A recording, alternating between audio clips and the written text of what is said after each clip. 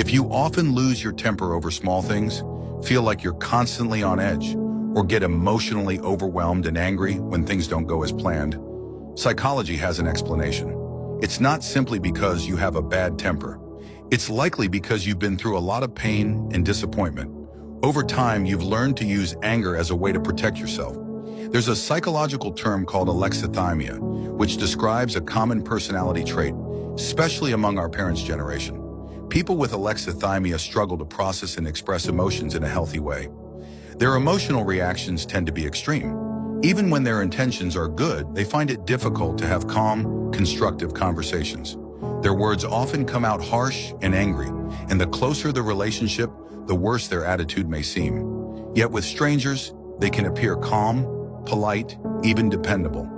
From a psychological perspective, this behavior often stems from how they were raised.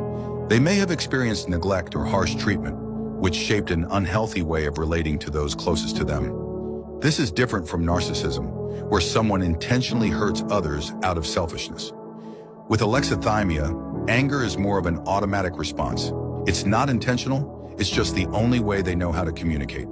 If you grew up in this kind of environment, if your parents were like this, you probably faced constant criticism. No matter how big or small the issue was, you may have been ignored. No matter how hard you tried, it was never enough to meet their high expectations.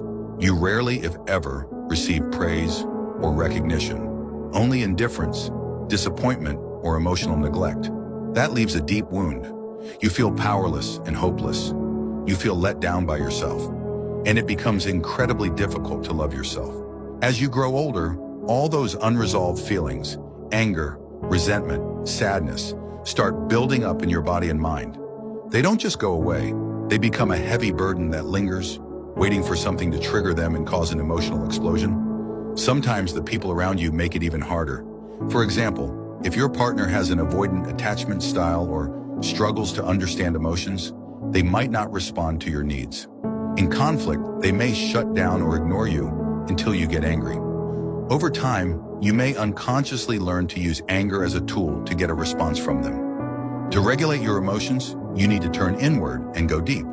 Deep down inside you is a child who still carries all that pain, fear, and unmet need. Here's how you begin to heal. First, recognize your inner child. Acknowledge the wounded part of you.